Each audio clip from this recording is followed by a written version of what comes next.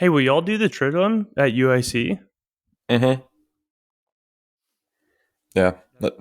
Let's try not to timestamp this too much because it might be well into Easter when this is posted.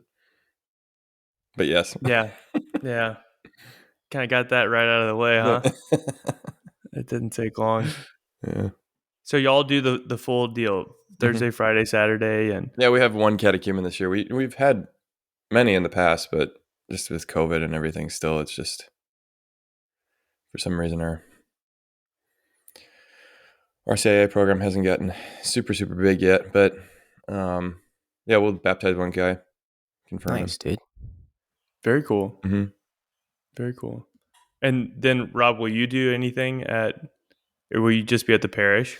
Just at the parish. I had mass on campus yesterday, and then the students just do like the area parishes, and we're still pretty spread out from kind of the figuring out COVID and trying to get back to a little more stable. But so like RCIA for Newman, we do with St. Boniface, which is not where I'm at. Right. So I think there's one or two students that are coming in there with and they always have several. And then we have 3 catechumens here at the parish, which is great. That's awesome, man. Yeah. So we'll have a pretty good clip of students like Thursday, Friday, and then I think a lot of them will go to that are around that aren't going home will go to Edwardsville for the students that are coming in. Very Nice. cool.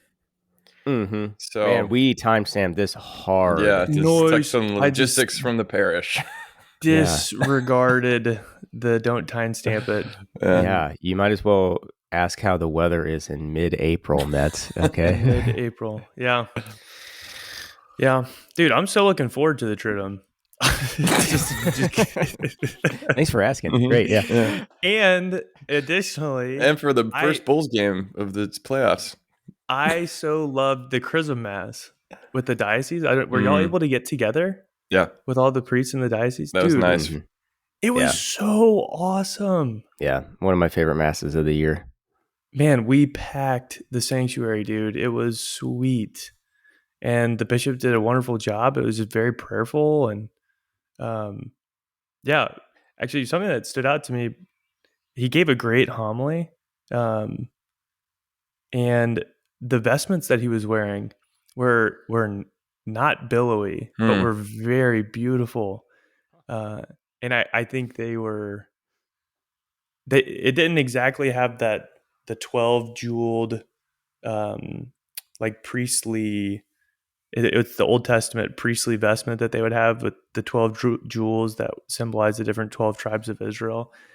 It wasn't exactly that, but it kind of had that idea to it, and it just looked so beautiful, man. It was like one of the most beautiful masses that I've ever been to, and then renewing priestly vows and things like that with all your priest bros too. Like these are my guys, man. This really means something to me, like deeply. This is a very important moment. And yeah, just to be around the bishop and praying together was super joy. Yeah, it was a lot of fun. Just a little extra timestamp there. Yeah. Very cool. So yeah, like I said before, Megan Ulrich encouraged us to pick up the baton where we last set it down on the control authority question. So I think we a little bit. You had to leave quickly, Rob, last time, but me and Mike. Did you guys figure it out? Not really, but you texted me later, Mike, that you thought a better word for what you were trying to say was influence. Yeah. Because you were saying, if I recall right, if I could summarize your last thought, which you guys both thought I misinterpreted grossly. Oh, it was a gross misinterpretation. Okay. Yeah. Was the way I had heard it was that that God gives us certain areas of our life to kind of govern, like our families, and that there's some measure of control that we're supposed to have over those things. And I objected that I don't think, in a particular way, family is one of those goods that we can't and should not try to control. And you guys blew up at me, and I almost quit the podcast. Mm-hmm. Yep. And that's how I left it. That's where we left. And that's where we are today. And here we are, barely hanging on to friendship. Hanging on by a thread. I will say you were very aggressive last podcast. So thanks for acknowledging that. Thanks for your apology. Mm-hmm. What I'm hearing is that you're saying sorry and that I was right. This is a species of control. This is a species of control. You're gaslighting me. Yes, this is true. This is true. Yeah. No, I think what I was objecting to was that, yeah, and I don't want to do the nuanced game where we're just talking about, like different words. Yeah, which is it is very important, but, I don't know. How do you want to start with it? Because I have had a lot of thoughts, and I think the conclusion that I've come to is that you can't control people. Mm-hmm. You should not control people. Yes. But that because people interact in the world, like this is the place that we interact with one another, that there are certain positions that, maybe governance, that proper authority has been given to somebody, and that the person has submitted themselves to the proper authority so that the other person can make decisions that control their life. Mm-hmm.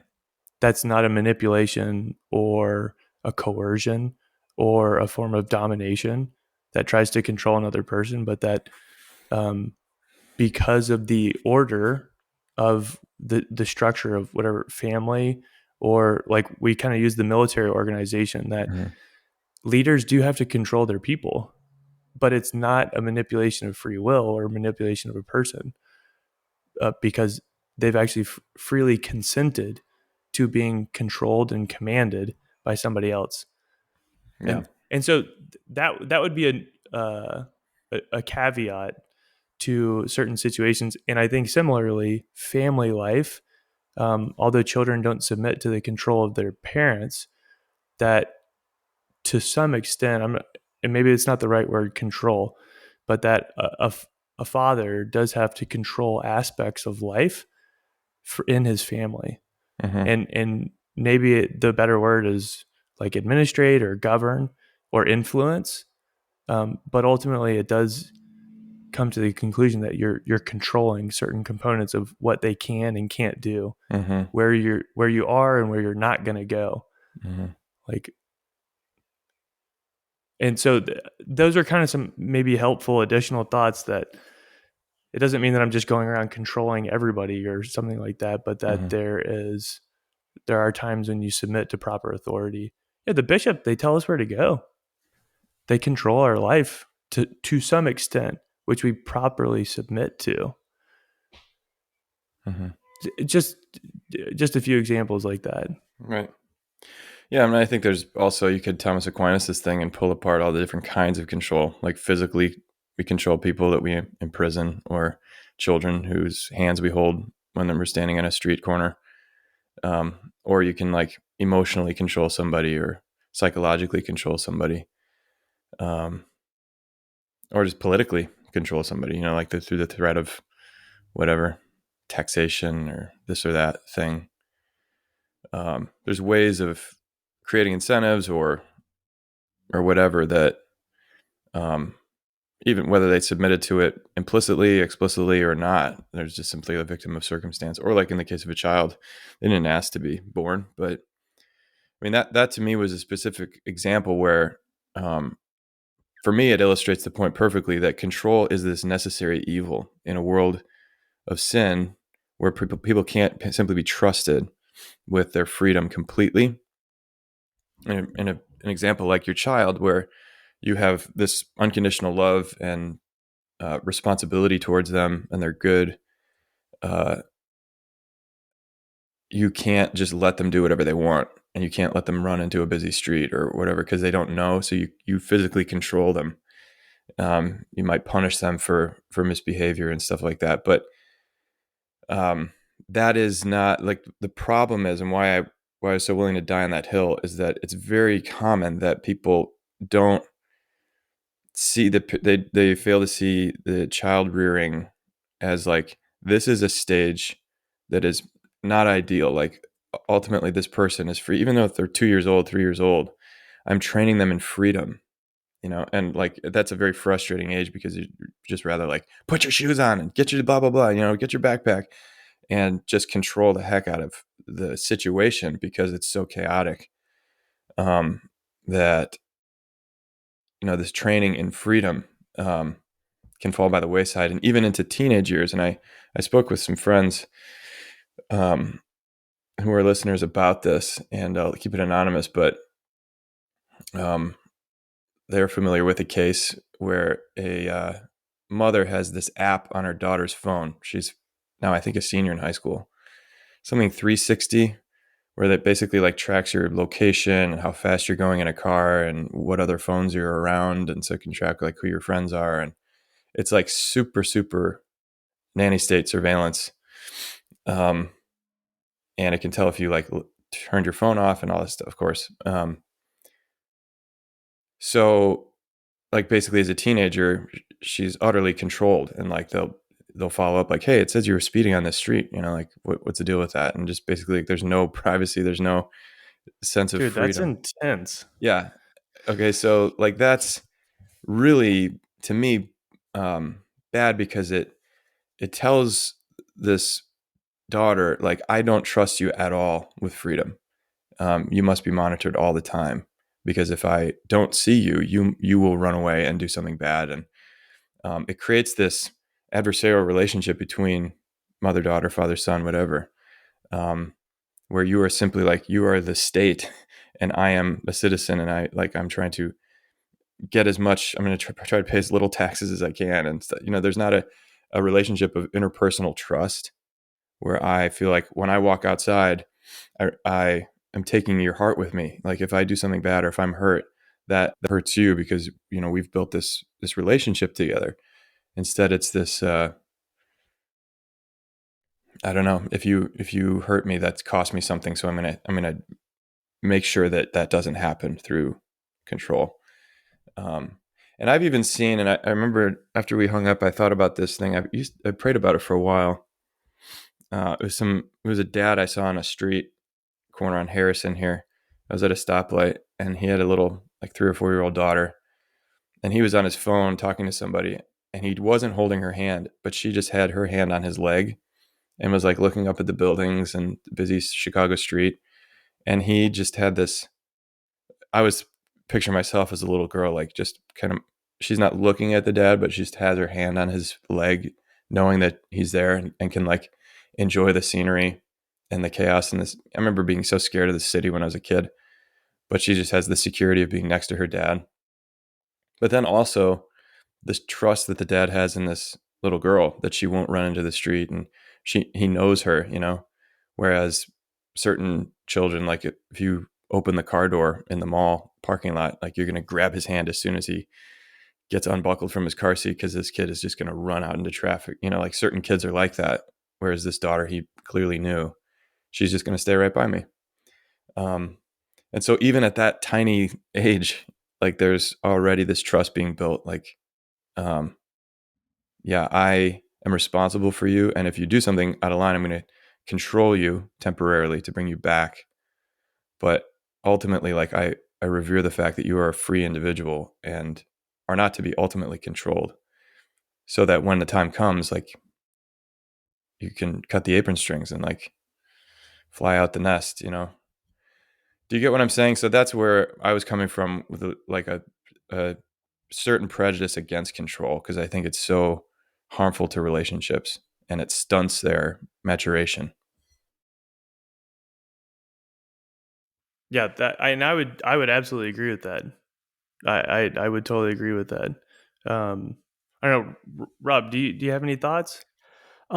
No, I mean it's just kind of I'd have to think more even on just like the precise wording, which I know we're trying not to get into of I think I at least last time thinking back, there's like an association to me like in talking about control with order and versus like yeah, I think anytime I would definitely put forward or concur that like manipulation is like if you want to kind of parse it out like an, a bad form of control or whatever it is. So even um like that description of like the surveillance state phone, you know, and everything like that, like to me that's like trying to manipulate reality.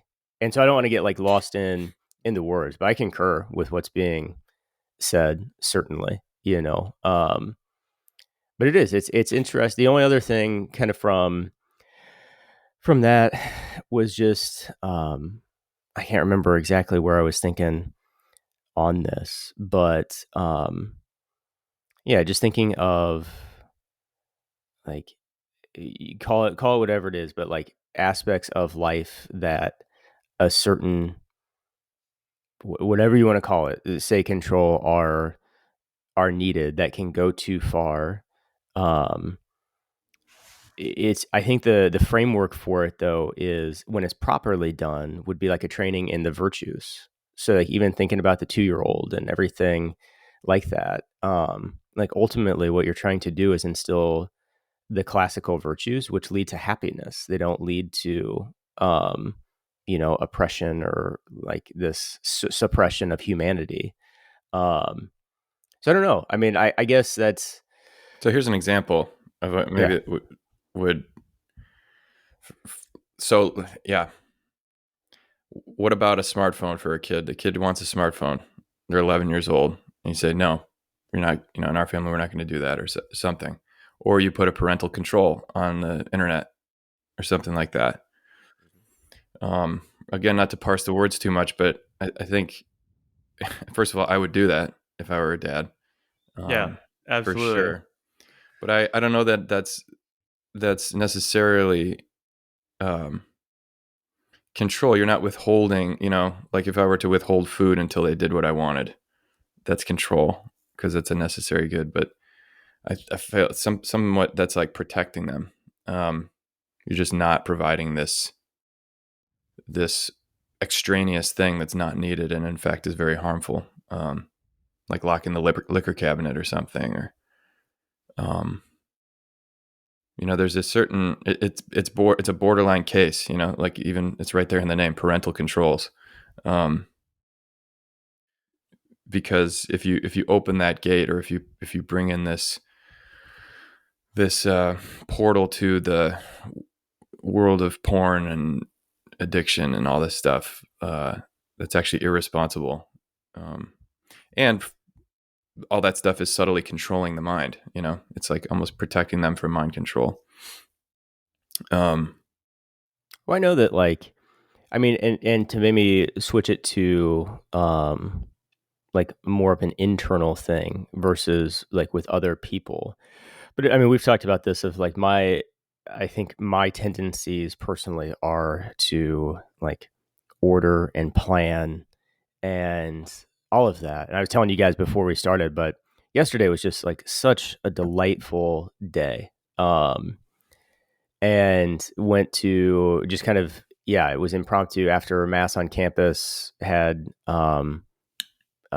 someone that I really care about like kind of show up because there was a scheduling like mix up and so anyway, a few of us went to see a movie and then ended up like one of the students hadn't gone to mass yet and they missed mass to go to the movie during the week and um so I was like, well, I mean, I got a free evening, like I'll just say mass. And it was literally like me and three, you know, three people. And it was one of those moments, it was how the gosh darn it, I'm going to bring up Athos, which I know nice. you're but just that scene of the monk that you talked about, Bisque, of like, what did he say? He had like 2 or 3 moments that made the last like 50 years worth it or something like that. And yeah, it was just, subjective to me, but that was such like a cool moment last night of like, man, that's just why I wanted to be a priest. Even was like an evening like that. It was so much fun and free. But at the same time, like looking back on it, like that was all present there because like I wasn't worried about like planning the upcoming liturgy. Like all that stuff was kind of ordered and under done control in a way, which then allowed for this like just life, that I'm still basking in, which is really cool. But there's also a recognition of like, man, if I lived like that every day, of like, oh, sweet, now we're going to a movie. Let's go do this. Then we're going to go to dinner. Like just, I mean, I'd be miserable in like 3 days if I lived like that.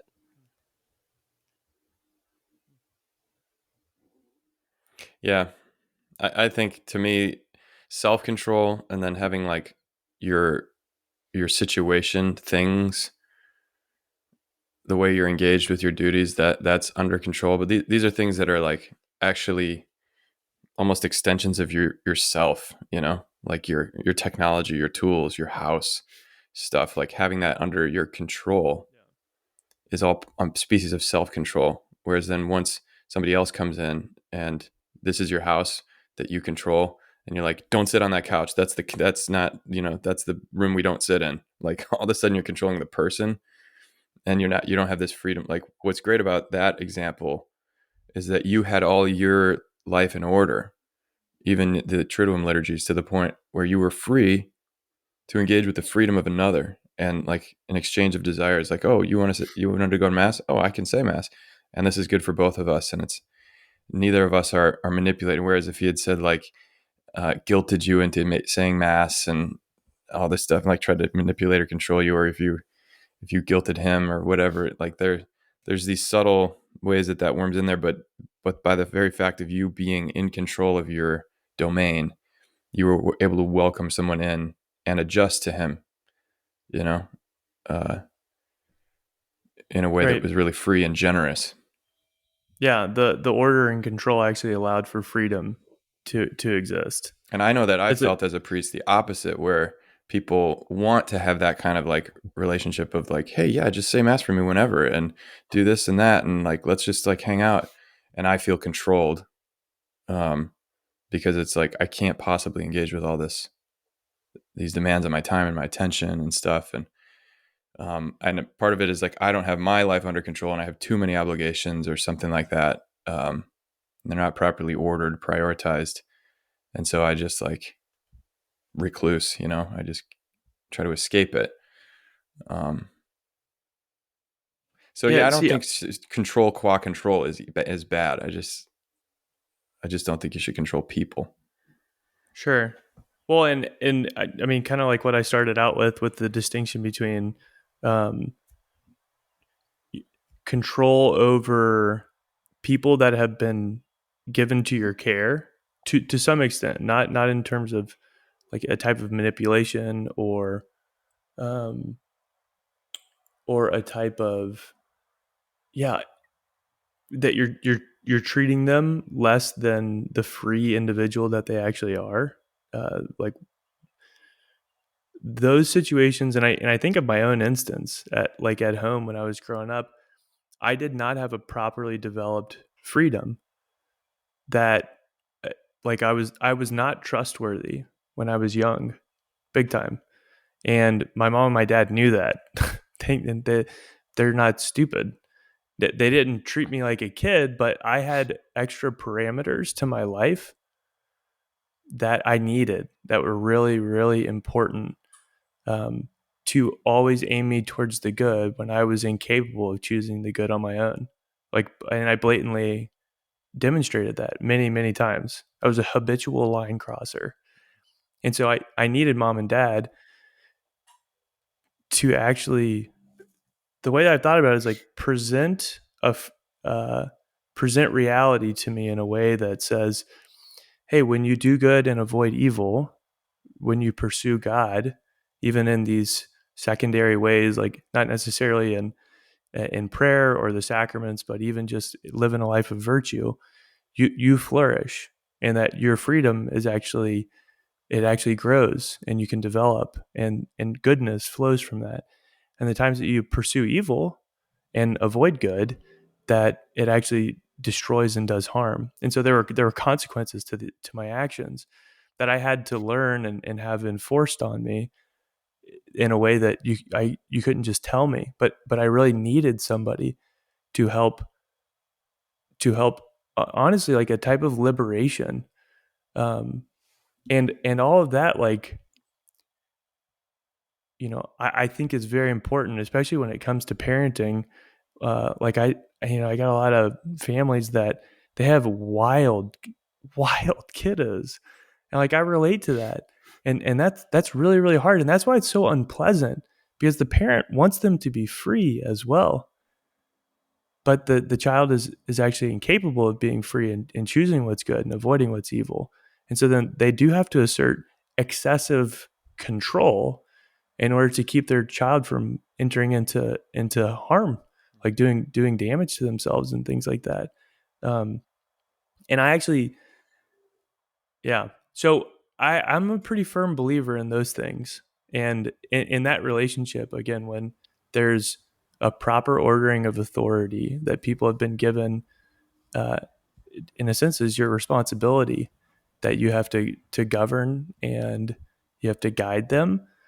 That I'm okay with people enforcing some amount of control when it's necessary, and when things are properly ordered, so that you have somebody that's submitting to proper authority.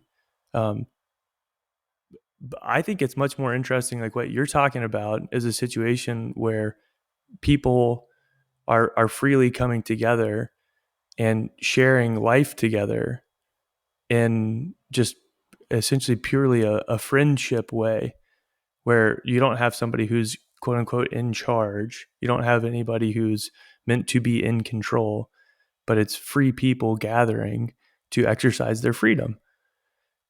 Now, then when control and manipulation enter into that, like I think that stuff is very harmful and very dangerous.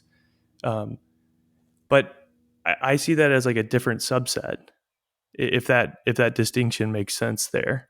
Um, it's outside of some type of a proper authority that has been bestowed on an individual. So if I could just make that distinction there. Well, and tell me, and I don't know if I could have misheard you, so feel free to clarify. But there's Yeah, something be in careful, me because of if you misinterpret, you could get totally exiled. Lamb bastard. Yeah. right. I'm prepared. I'm ready. You're ready to quit the podcast I'm ready. if need be. But like if we're holding to that example, Whoa! that's it. Whoa! That's it. Whoa, we never said that. Okay, we never said anything about that. Come at me like that, jeez.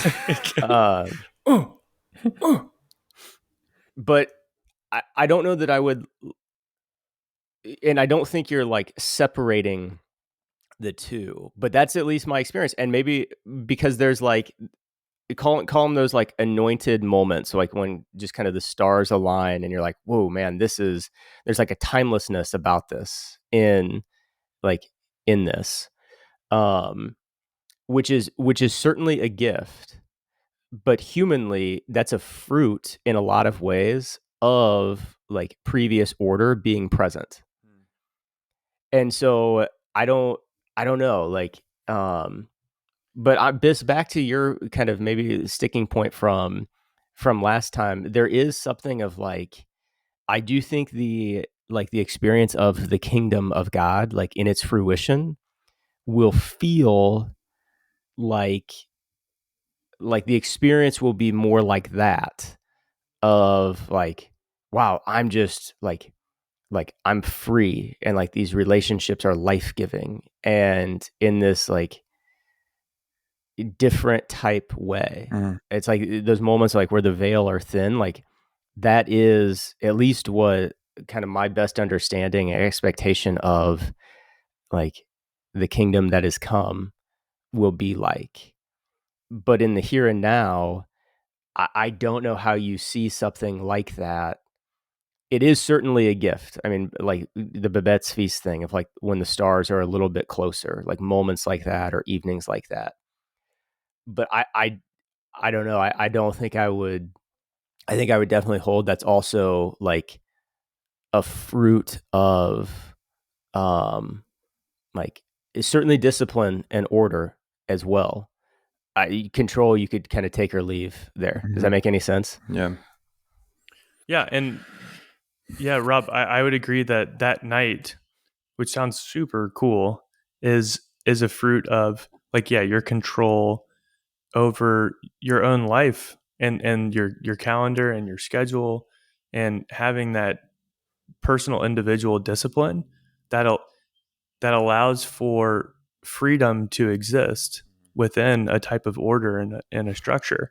And honestly, it makes me think of that line. I can't remember who said it. So I'm going to quote you, Rob. You were quoting somebody You miss else. 100% of the shots you don't take. Dang it, stole Michael it, Scott. dude. That Hey, man, is. I think what you're gonna say You miss is 100% of the shots. I put my pants on one leg at a time in the morning. Yeah. Just I make gold records when I do it. So I jump into my pants, so I put them on two legs at a It's a time. great tweet that said, I put my pants on just like everybody else with my fantastically expensive pants machine. Well, shoot, what was I going to say? Oh, yeah. That a father, that he provides an abundance for his children to enjoy. And like that does come from discipline and order and structure, and which, like you said, Connor, is an extension, I think, of that self-control, so that when you have self-possession, you also properly order the world around you, which allows for the structure and order of then like free play to take place. Right. Because if you don't have that order, then you actually can't play. Mm-hmm. And so there does have to be that balance between, it can't be autonomous, radical, unconstrained freedom. Anarchy. That's chaos. Yeah. Mm-hmm. yeah, and But that's it even can't be hyper rigidity, which leads to a type of authoritarianism and manipulation. well, there Where- you're like knocking on the door of and I've had some good discussions with like people this year too on this, but like when you're talking about there of like the importance of play and just time and everything like that, the best stuff that, and we've talked about this before, but the best stuff on that I think is you can use like a Josef Pieper and start talking about like well actually the good there and the desire is for, he says, festivity first, which can lead to authentic leisure there. Mm-hmm. Which is based So it's in not worship. just exactly, which then leads to authentic worship. Well, and I think that gets to what I've been thinking about, which is this whole thing is about freedom and what freedom is really for. And that little girl next to her dad, to me, why that was so iconic of the kingdom is that she is free. He's not controlling her. He's not constraining her. She could run out into traffic. She could wander off and get lost. And yet he trusts her not to. Like she is free, but yes, she's using her freedom to stay by the Father. And the whole prodigal son story is kind of that. Everything I have is yours. You belong here. Like this is the place of reality in its order. It's hierarchical, as we mentioned a few podcasts ago. Like reality is hierarchical. There are structures of authority. I didn't get to write the law of gravity or the moral law or anything like that. Like I'm constrained by things that are outside of my control and above me in authority. And I can either assent to them or I can choose to try to buck them. But that's ultimately a misuse of my freedom that leads into slavery, that leads into alienation, exile, outside of communion. But if I use my freedom, which is necessary for it to really be love, like if she was just a robot, or if she was secretly on a leash, then it wouldn't really be like obedience. It wouldn't really be love and trust. It would just be this like hidden slavery, hidden control. Or if I'd like, hurt her to the point where like psychologically she couldn't leave me or whatever, she felt so scared of the world, I'd made her completely dependent on me. These sort of different levels and ways of controlling a person. They're not setting you free. And that's, to me, we run out of time here, but one of the most moving examples of this is the relationship between Mary and Jesus, where like at the wedding feast, she says they have no wine. And he has that response, "Woman, how does your concern affect me? My hour has not yet come." And then she very confidently just tells them, "Do whatever he tells you." And she's not controlling the situation at all. And yet she is ennobling him and and basically telling him. And I read, well, maybe it was in the Office of Readings, but that like he is saying to her, "My hour is not yet come." Like, I don't know that you understand what's going to happen if once I start my public ministry, once I manifest who I am, where that's leading to, which is the cross, and she'll be there to also spiritually and physically offer her son for the world. Like, he's not mine to possess. This is this gift, but there's this hierarchical authority structure thing that she's his mother, and yet and can kind of tell him what to do in a way. She could try to control him, but she's completely serene and chaste in her way of loving Jesus, even to the point of saying, "You choose here. I trust you to choose, and this is going to make you go away from me, and out into this mission." And that to me is that is so beautiful of what's at stake if we don't ever get to that point in our relationships, even of authority. When I have an authority relationship over a person, to activate their freedom is like the number one job, I feel like. And to degenerate into a controlling relationship, or thinking that these people are sort of like my calendar and my furniture and my dishes, like I need to get them under control so that my life is all ordered. No, it's like I'm creating this order and stuff and living in the truth and the reality of this structure so that I can welcome people in and they can freely enjoy it and play in it and flourish.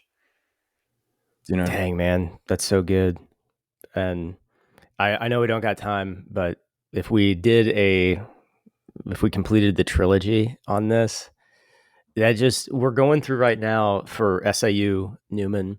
We're just starting.